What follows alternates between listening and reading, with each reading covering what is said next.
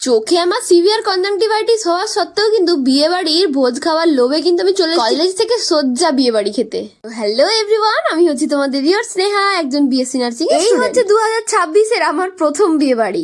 এটাও কিনা ছিল একটা নন বেঙ্গলি বিয়ে, মানে হচ্ছে আমার দাদা হচ্ছে বাঙালি, কিন্তু যার সাথে বিয়ে করছে সে কিন্তু হচ্ছে বানিয়া। নন বেঙ্গলি বিয়ে বাড়ির রিচুয়ালটা ঠিক আমার জানা নেই, তবে কিন্তু এখানে ঢুকতেই আমাদের যেমন গোলাপ ফুল আর চন্দনের ফোঁটা দেয়, এখানে কিন্তু দিয়ে দিল একটা করে মালা। তারপর এখানে আমার দাদা রেডি, আর এই হচ্ছে আজকের আমার লুক। কেমন লাগছে তোমরা কিন্তু অবশ্যই কমেন্ট করে জানিও। আর যেটার লোভে বিয়ে বাড়ি আসছে সেদিকে না গেলে কি হয়, এই দেখো এখানে কিন্তু খাবারগুলো তোমাদেরকে দেখিয়ে দিই। তবে আমি যতটাই খাবো ভাবি, কিন্তু বিয়ে বাড়িতে যে এতটা জার্নি করার পর আমি কিন্তু আর খেয়ে উঠতে পারি না। তো যাই হোক, এখানে কিন্তু স্টার্টারের আইটেমগুলো একটুখানি চেখে আমরা চলে এলাম এখানে বিয়ে দেখতে, মানে নন বেঙ্গলি বিয়ে দেখতে।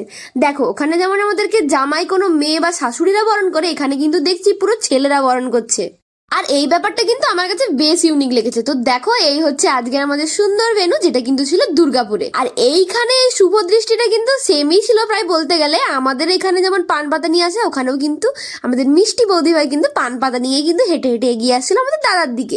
আর এই দেখো এরই মধ্যে কিন্তু এদের শুভ দৃষ্টিটাও হয়ে গেল, আর বৌদি কিন্তু একটু ইমোশনালি হয়ে পড়েছিল। এদের মধ্যে বিয়ে বাড়িটা হলেও তারপরে কিন্তু লগ্ন ছিল আমাদের প্রায় ভোরের দিকে।